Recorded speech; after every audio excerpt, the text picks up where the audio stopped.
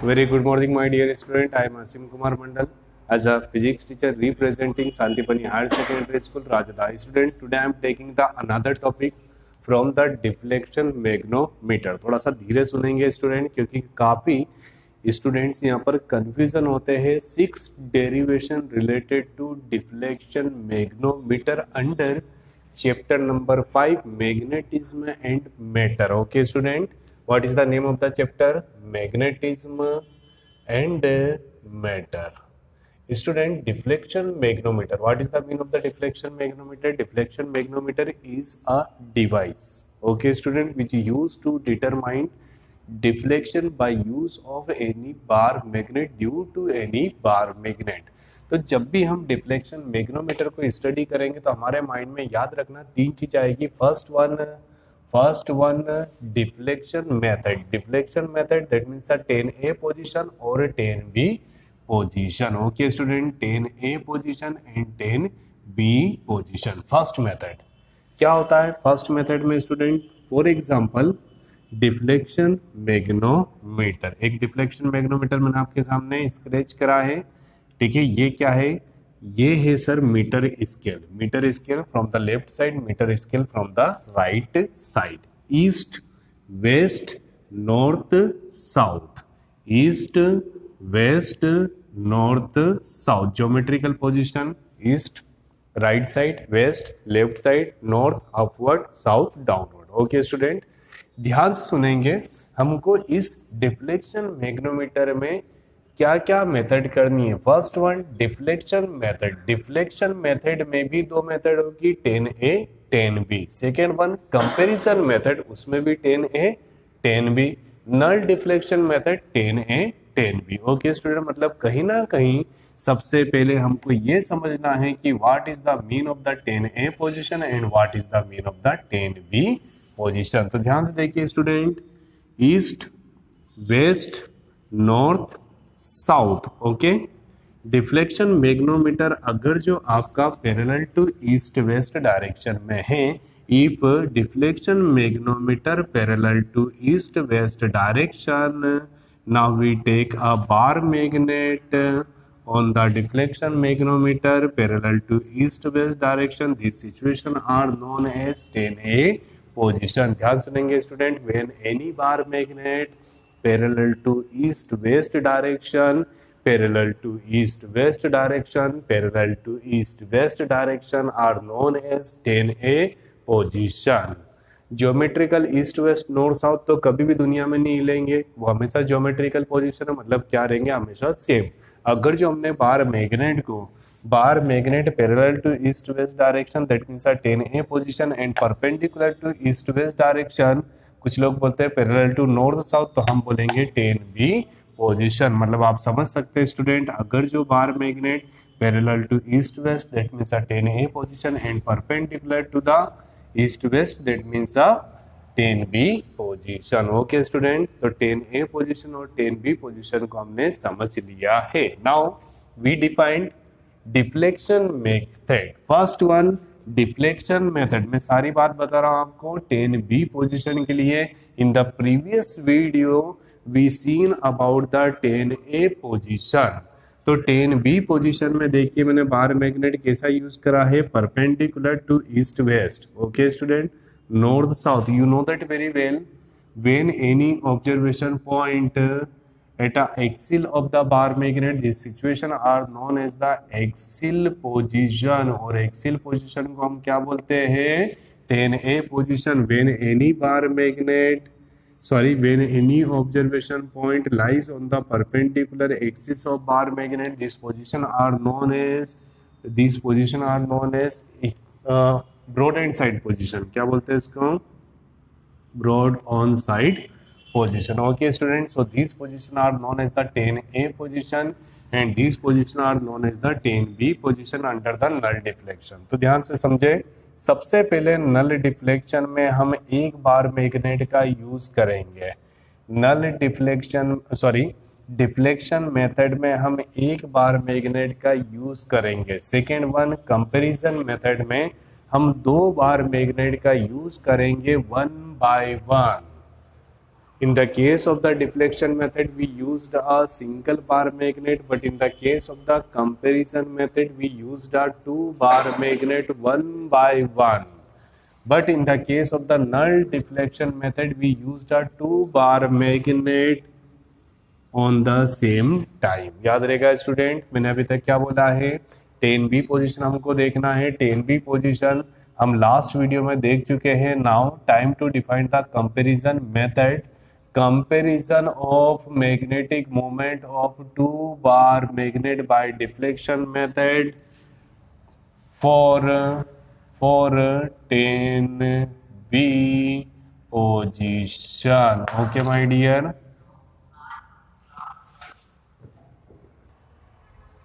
student, now we define the main question of the today.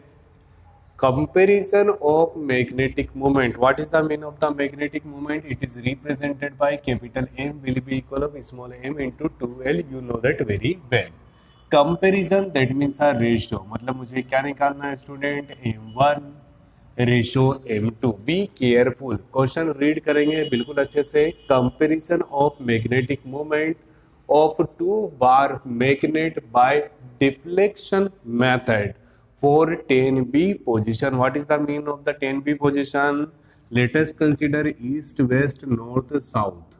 Geometrical position east, right side west, left side north, upward direction south, downward direction. Okay student, अगर जो deflection magnetometer, first one deflection magnetometer parallel to east west direction, that means uh 10A position perpendicular to east west, मतलब कहीं ना कहीं deflection magnet को क्या कर दे, ठीक है, पोजीशन को चेंज कर दे। देखिए यहाँ पर दो चीज है, देखिए बार मैग्नेट ऐसा ही है, अगर जो मैं डिफ्लेक्शन मैग्नोमीटर को चेंज कर दूंगा तो both are perpendicular to each other.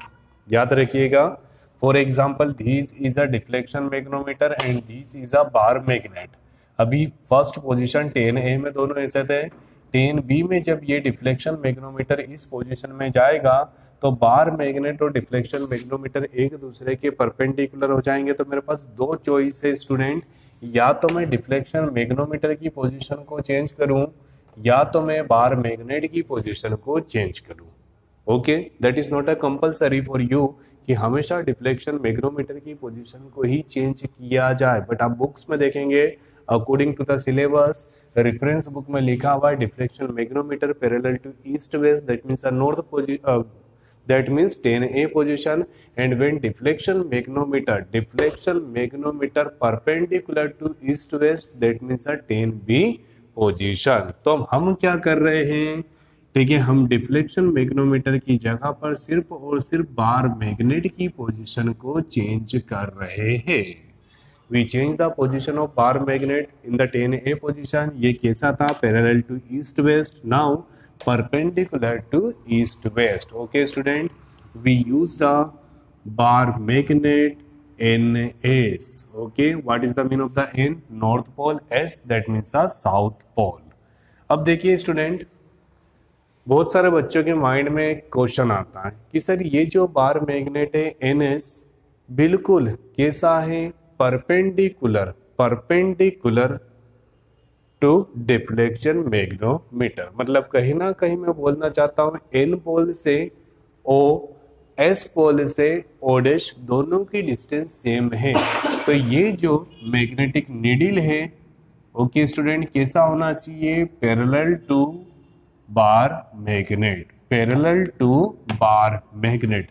The position of magnetic needle parallel to bar magnet under standard condition. But अगर जो हम प्रैक्टिकली देखें, जब हम लेबोरेटरी में इस प्रैक्टिकल को परफॉर्म करेंगे, जब हम बार मैग्नेट को डिफ्लेक्शन मैग्नोमीटर के ऊपर रखते हैं, ओके स्टूडेंट, तो प्रैक्टिकली समझिए हमारा हाथ बिल्कुल स्टैंडर्ड तो है नहीं, या तो नॉर्थ पोल, बार मैग्नेट का नॉर्थ पोल पहले आएगा या तो साउथ पोल पहले आएगा। किस पर, डिफ्लेक्शन मैग्नोमीटर पर। ओके स्टूडेंट, तो प्रैक्टिकल जब हम करेंगे तो अगर जो साउथ पोल पहले आ रहा है तो south pole attract the north pole of magnetic needle, and if north pole arrive first, north pole attract the south pole of magnetic needle.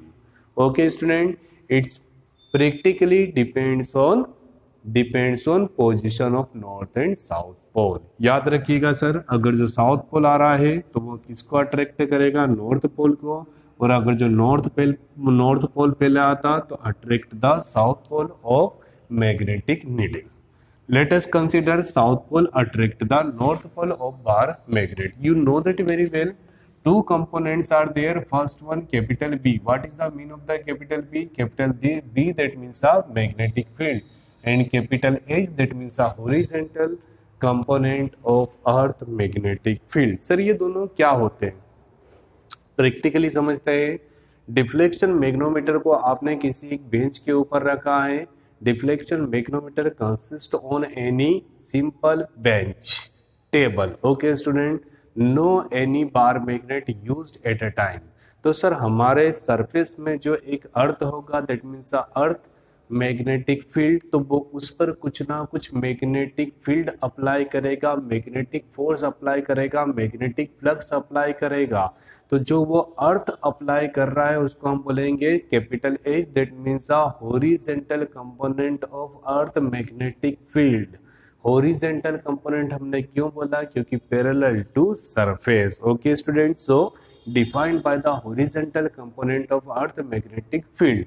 और जब हम यहाँ पर एक बार मैग्नेट का यूज करेंगे तो बार मैग्नेट के द्वारा एक मैग्नेटिक फील्ड बनेगा। Magnetic field applied by the bar magnet are defined by vector B, that means a magnetic field. याद रहेगा sir, in the absence of the bar magnet magnetic field कौन सा होगा, H, that means a horizontal component. In the presence of bar magnet we feel capital B. तो यहाँ पर कितने component हो गए, दो कंपोनेंट हो गए, B and H. B that means a magnetic field, H that means a horizontal component of earth magnetic field. Now student, 10B position, that means a perpendicular to the east west direction. Let us consider first bar magnet. ये कौन सा magnet है student, first.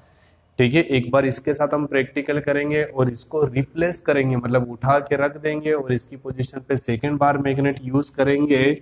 वो भी क्या होगा, same, that means a north south. Okay student, but let us consider the effective length of bar magnet will be equal of 2L1 and the effective length of second bar magnet will be equal of 2L2। ठीक है, some difference L1 and L2, representator L1 and L2। Now a distance.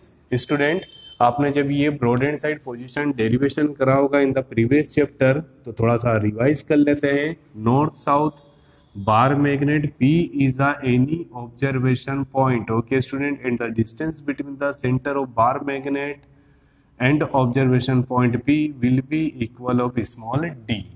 The effective length of bar magnet will be equal of 2L। मतलब मुझे कहीं ना कहीं कितनी चीजों की जरूरत पड़ रही है, 4। First one effective length, second one distance between the centre of bar magnet and observation point, third one small m, that means a pole strength, and fourth one capital M, that means a magnetic movement. तो हमने यहाँ first जो bar magnet लिया है उसकी effective length कितनी है, 2L1, और सेकेंड वाले की इफेक्टिव लेंथ कितनी है student, 2L2। Pole strength will be equal of small m1 and small m2। Magnetic movement will be equal of capital M1 and capital M2।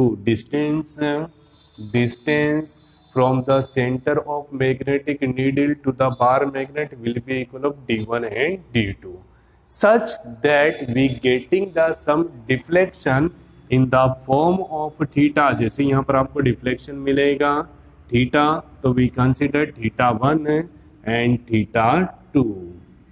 Okay student, ये सारे diagram आपके लिए compulsory है। अगर जो एक भी डायग्राम आपका मिसिंग है तो मार्किंग नहीं होगी। First one, B and H both are perpendicular to each other, and angle by magnetic needle due to magnetic field will be equal of theta. तो फर्स्ट वाले बार मैग्नेट के लिए हम कितना कंसिडर कर रहे हैं स्टूडेंट, थीटा 1, और सेकेंड बार मैग्नेट के लिए हम कितना कंसिडर कर रहे हैं, theta 2। Explanation, now time to define the explanation. देखिए स्टूडेंट एक्सप्लेनेशन, देखिए first one, let us consider two experimental bar magnet one by one। Okay student, most important word one by one. अगर जो आप one by one का use नहीं करेंगे तो ये थर्ड मेथड को इंट्रोड्यूस करेगा, दैट मीन्स नल डिफ्लेक्शन। यहाँ पर मैग्नेट को वन बाय वन रखना, दोनों मैग्नेट साथ में नहीं रख सकते हैं। Let us consider two experimental bar magnet one by one. The effective length will be 2L1 and 2L2. Okay student, and pole strength will be M1 and M2 respectively, and magnetic moment will be capital M1 and capital M2, and distance from center of magnetic needle will be D1 and D2 due to bar magnet first and second we getting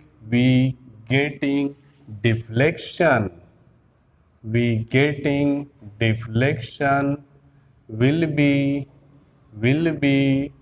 theta 1 and theta 2. Now define the components. Okay student, first point, components are, how many components are there? First one capital B and second one capital H. What is the meaning of the capital B? Capital B, that means a magnetic field. Second one horizontal component of earth magnetic field. याद रखिए student, आपको जितना भी derivation में ज़रूरत है वो सब एक्सप्लेनेशन में आना चाहिए। तो सर हमको अभी बिना डेरिवेशन करे कैसे पता चलेगा क्या लिखना है? तो आप थोड़ा सा प्रैक्टिस कीजिए, अदरवाइज आप इस पे छोड़ दीजिए, पहले डेरिवेशन कर लीजिए। डेरिवेशन में जो सिंबल यूज हो रहे हैं उनको आप एक्सप्लेनेशन में वन बाय वन सीक्वेंस में लिख दीजिए। B, that means a magnetic field. H, that means a horizontal component. Okay student, what is the mean of the B? B, that means a intensity of magnetic field on point O dash due to bar magnet NS.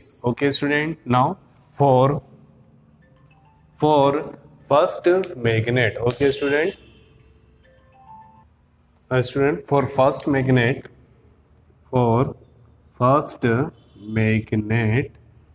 what is the mean of the B? B, that means the intensity of magnetic field. Intensity of magnetic field, that means a B equal to mu 0 by 4 pi 2m d square minus L square whole square Weber per meter square in the case of the axial position. Okay student, बहुत सारे बच्चे confusion होता है, इसलिए मैं दोनों condition बता रहा हूँ। एक्सियल पोजीशन में क्या फॉर्मूला होगा?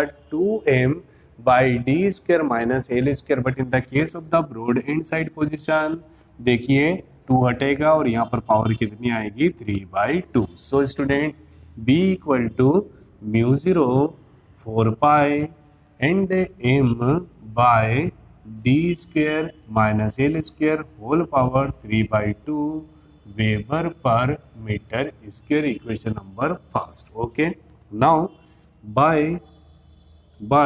Law of tangent, law of tangent क्या होता है स्टूडेंट? Tangent law B equal to H tan theta, equation number second. For second magnet, for second magnet मतलब मैंने आपको बताया था to position.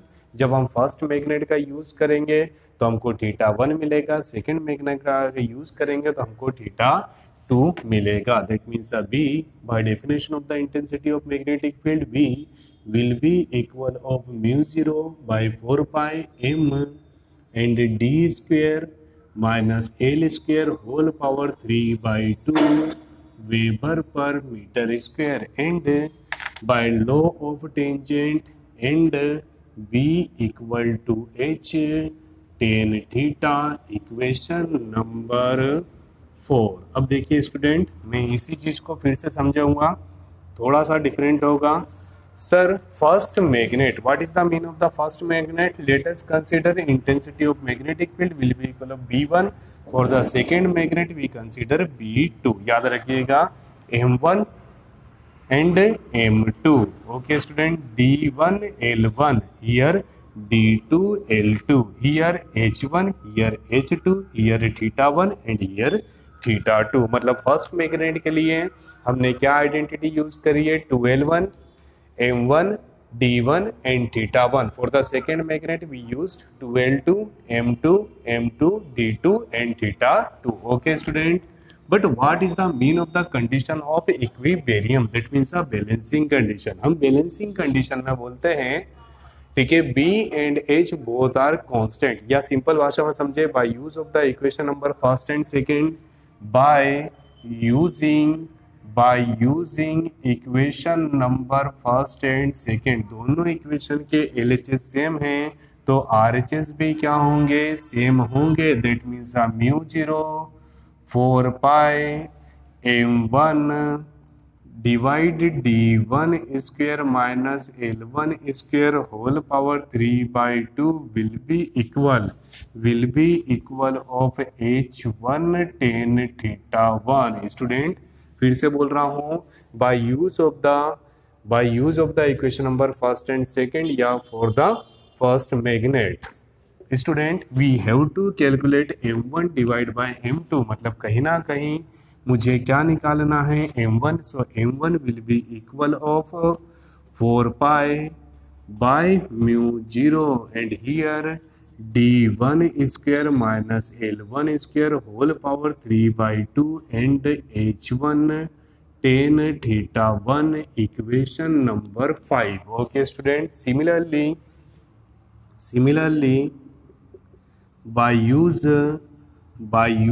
of equation number third and fourth, by use of equation number third and fourth, we getting m2 will be equal of 4 pi divide by mu 0 and d2 square l2 square whole power 3 by 2 h2 tan theta 2, equation number 6। Confusion तो नहीं हो रहा है?